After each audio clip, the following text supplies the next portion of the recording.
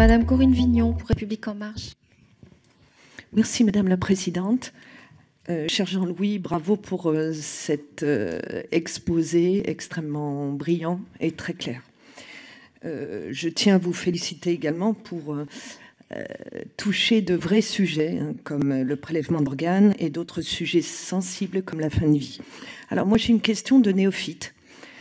Je voudrais qu'on parle des enfants. Bien évidemment, le refus des défunts dans ce cas ne peut s'appliquer et le choc émotionnel par rapport à la perte des enfants est essentiel et très fort, bien entendu. Alors, première question, manque-t-on d'organes pour les enfants? Deuxième question, est-ce que les organes adultes peuvent être transplantés sur des enfants? Et enfin, comment convaincre les parents qui sont blessés dans leur chair par la perte de leur enfant, bien entendu, de pratiquer un prélèvement d'organes, si la loi le permet. Merci beaucoup. Pour les enfants, bien sûr qu'il y a un déficit d'organes. C'est la raison pour laquelle, chaque fois qu'ils peuvent bénéficier d'un organe d'adulte, il y a nécessité d'abord qu'il y ait une compatibilité, j'allais dire, volumétrique. C'est-à-dire qu'un enfant de très bas âge ne peut pas recevoir un organe d'adulte. Par contre, un enfant de 10 ans va pouvoir recevoir une greffe de rein venant d'une femme de taille modeste. Il ne pourra pas recevoir le rein d'un bûcheron, parce qu'il y a une question de compatibilité de volume.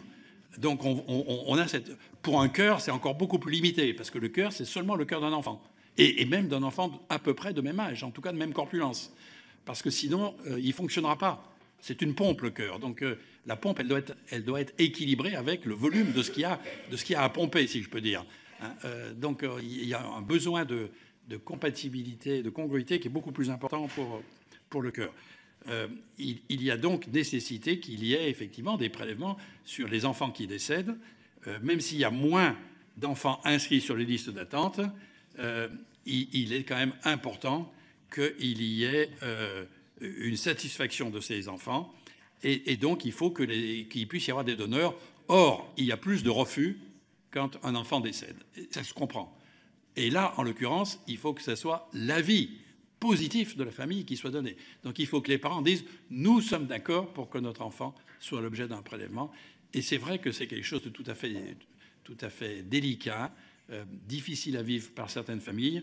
Et donc on a un taux de prélèvement qui est chez l'enfant aussi notoirement insuffisant. Alors heureusement, les parents peuvent donner à leurs enfants pour les greffes de rein en général, et c'est souvent comme ça que l'on résout le problème. Et il y a beaucoup plus de greffes familiales chez l'enfant qui sont effectuées.